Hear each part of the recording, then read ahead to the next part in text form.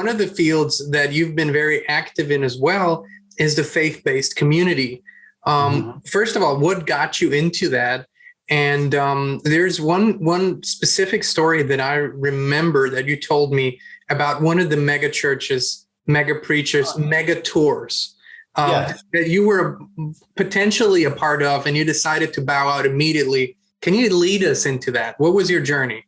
Yeah, well, I've got almost 2 decades of consulting with major ministries, major tours, whether it's faith-based music tour, faith-based speaking, faith-based inspirational stuff, whatever that is. And with my experience on a major level of major tours and stadiums and arenas and all that kind of stuff, I get called to consult often in different ways. And one of the opportunities I got was to consult on a tour to go basically audit their accounting. Okay. And because I had a lot of experience in the accounting side with a couple other tours, people heard about me and all that. So I went and did that because I've got this thing of wanting to meet everybody on the planet, and I'm curious of everything. So I went and did it. As before I was married, I can travel, could travel back then. So I get hired to go to, it was a big show, big arena show. Gosh, I don't know, 20,000 people showing up. I was supposed to audit. They were having issues with, they thought maybe there was some money missing and stuff like that. Okay. Which is not uncommon in the industry, is it? Not uncommon. And honestly, when you have 20,000 people spending money, you don't know what's going on. Right. And in those, a lot of cash is flying around. That's when, interesting things happen. When you talk about this event, 20,000 people, and who the main characters are, the main speakers, would this be people that, at least in America, are well known to the public? Yeah, 100%. In fact, this one itself was one speaker. It was a major leader, ministry leader that you would see on Sunday morning television. Okay. For years, decades. So I get called, I get brought to the arena, come in through the loading dock, and the driver drops me off, and I'm met by someone that introduced himself and basically said, hey, we're going to set you up in this dressing room, and we're going to have you just watch our whole system of the money flow from the I call it a show, and it is. I mean, it is. I call it a show.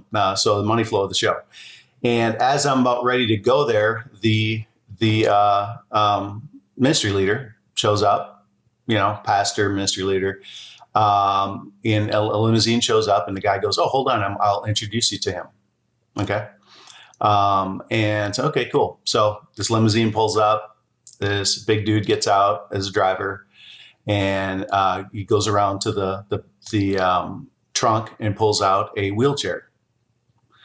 And I thought, oh, okay, well, this person's up there in age, the leader. Maybe, I can understand maybe he's not in the best of shape or something like that, or sick or whatever. And so he comes around, gets the wheelchair out, and then proceeds to open the door, and the guy just gets out and walks. And the preacher, the ministry leader. Yes. Yep. And they walk out, they come over, say hi, introduction, nice, very professional, cordial, very, very nice. And they go on, do their thing with the wheelchair in tow by the driver. So I go do my thing. They're doing everything that they do with their if you want to call it a show, ceremony, whatever it is. And I get done early, so I ask, do you mind if I go out side stage and just watch what's going on? And they're like, of course, go ahead. So I'm watching. I love paying attention to the audience and how they're reacting to things. And I've done that in any situation like that. I have a little bit of a big audience junkie for stuff like that. And I'm watching, and all of a sudden they start this process where they are going to heal people. Okay. And I'm honestly a little skeptical. Now, I have been on mission trips around the world and done a lot of stuff like that. And that stuff does, to some extent, exist that I've witnessed. Mm-hmm. There's a lot of stuff I don't understand with it 100%. And I think there's a mixture of maybe, some fraud and some reality to it. I really do. It's just, I don't understand it. So I'm a little skeptical. Minister's up there speaking, and they start bringing people up to him, and he goes to heal them. Well, I noticed down in the front row is his driver sitting in the wheelchair. The same driver that drove the limo, got out, opened the door, you were introduced to, and walked perfectly fine, normal. Yes. Okay. Perfectly fine. So I thought, okay, maybe he's had a long day. He's just sitting in the front row. I mean, I was right away. I was like, I see where this is going. And sure enough, they pull him up in the wheelchair, and he gets healed, and he can walk in front of the audience.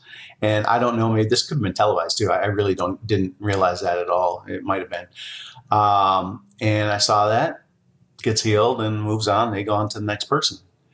And honestly, just hold on. Yeah.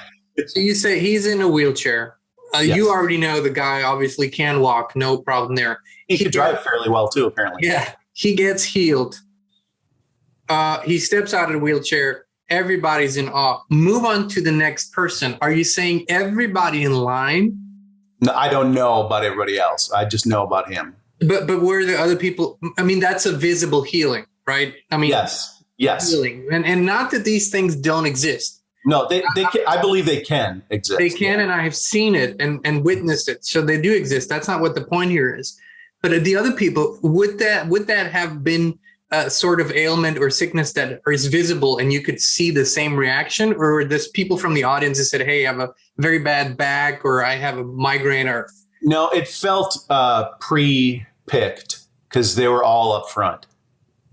okay. So whether it was all fake or it was they picked some people ahead of time, to be the lucky people, I don't know. What were your thoughts? What were your thoughts going through your head at that time? Kind of laughter. I mean, I was just very disappointed. It didn't surprise me because, as we're discussing stuff like this, it's not surprising anymore when stuff happens.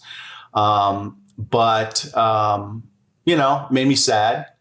Immediately thought about all the others that might be doing similar things, and I'm sure some do, and some probably don't. And what kind of bothers me with that is anytime there are probably legit ministers, preachers, pastors, whatever out there, and I've met some that I believe are okay, and had some that I believe are, and it makes me sad thinking that this other stuff is basically taken away from the real side of it, the real spiritual healing or whatever you want to talk about, however you want to say that.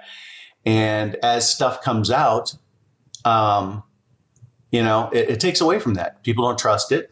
I can't wait for you all to watch our second conversation with Insider James. He goes even deeper than before. We go into new areas that he's been involved in. Eye-opening, shocking, but also very inspiring stories that James has to share.